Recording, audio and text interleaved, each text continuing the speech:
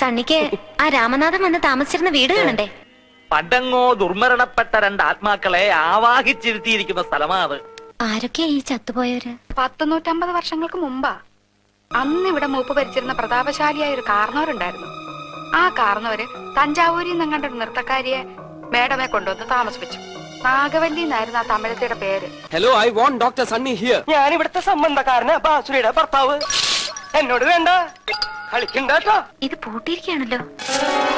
ഇത് ചെയ്തവനെ ഞാൻ പൂട്ടും. മണിച്ചിത്ര പൂട്ടിട്ട് ഞാൻ പൂട്ടും.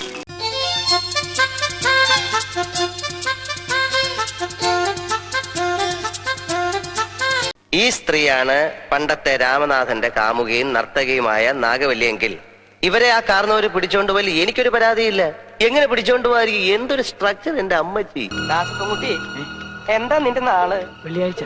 അതാ നിന്റെ നാള്? ദാസപ്പോ, എന്നെ ശരിക്കൊന്ന് ശ്രദ്ധിച്ചേ. എന്റെ പെരുമാറ്റത്തില് എന്തെങ്കിലും പന്തികളുണ്ടോന്ന് ഒന്ന് നോക്കിക്കേ. അയ്യോ അയ്യോ, ശ്രീദേവിക്ക് ഇപ്പൊ എന്തോ കുഴപ്പമുണ്ട്. കുഴപ്പമുണ്ട്.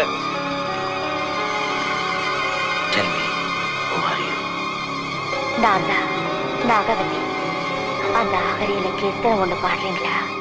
ஒரு முறை வந்து பாராயோ வாசலை நாடி வாராயோ. யாரது? நான் சங்கரன் தம்பி.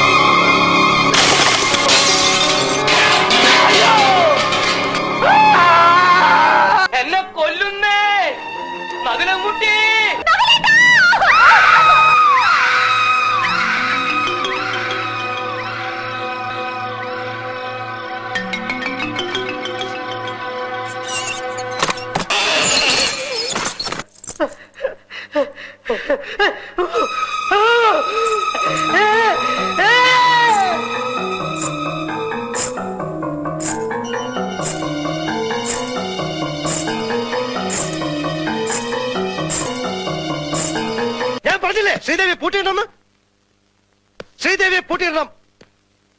ശ്രീദേവിയെ പൂട്ടിയിടണം.